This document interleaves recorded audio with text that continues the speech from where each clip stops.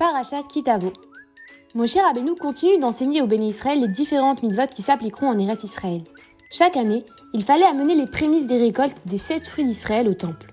Les 7 fruits étant le blé, l'orge, l'avoine, la figue, le raisin, la grenade et l'olive. Les agriculteurs les mettaient dans des corbeilles et les amenaient en grande pompe à Jérusalem. Là-bas, il les donnait aux Kohanim en remerciant Hachem de leur avoir donné la terre après leur avoir fait tant de miracles. C'est la mitzvah des Bikurim. Lorsqu'un homme récoltait son champ, il mettait de côté la terouma pour le Kohen, le maaser pour le Lévi et le maaser sheni qu'il consommait lui-même à Jérusalem. La 3e et la 6e année à partir de la Shemitah, le maaser sheni était remplacé par le maaser ani qu'il fallait donner aux pauvres. Le dernier jour de Chol HaMoed Pessah de la 4e et de la 7e année de la Shemitah, il fallait réciter le vidouille maaser. Cette tefila attestait qu'on avait bien donné tout son maaser. Et ensuite, on demandait à Hachem de bénir le peuple et de lui envoyer la pluie et une récolte abondante.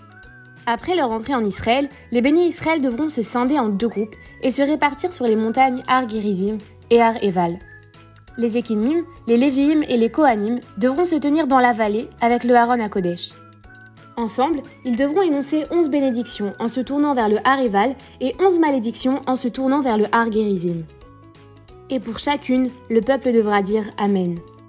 Les malédictions sont prononcées à l'encontre de certaines personnes, comme celui qui commet la faute de l'idolâtrie, celui qui dénigre ses parents, celui qui dit du lachon hara, et encore d'autres. À la synagogue, nous avons l'habitude de prononcer à voix basse ce passage dans la Torah. Les malédictions sont en effet terrifiantes. La peste et les maladies s'abattront sur les enfants d'Israël. Les Juifs seront déportés, dit le verset. Ils seront ramenés en bateau vers l'Égypte pour être vendus comme esclaves, mais personne ne voudra les acheter. Des années plus tard, Flavius Joseph écrira « Les captifs ne peuvent être comptés, sont vendus pour 1 cheval au marché. Ceux qui n'étaient pas vendus étaient embarqués sur des bateaux à Gaza et descendus en Égypte. Leurs ennemis seront victorieux, les récoltes seront minces et pillées. La royauté reviendra à des étrangers. Des années plus tard, Hérode, fils d'Antipater, usurpera le trône en épousant Myriam, une descendante des Hashmonaïm. Or son père était converti, il ne descendait pas de Yehuda, il n'avait donc aucun droit sur la royauté. Une autre prophétie annonce la conquête du pays par un peuple lointain, qui fondera comme un aigle sur sa proie. Quel est le signe de Rome? L'aigle, bien sûr. En revanche, si le peuple juif observe la Torah en accomplissant les mitzvot, des bénédictions incroyables seront déversées sur eux.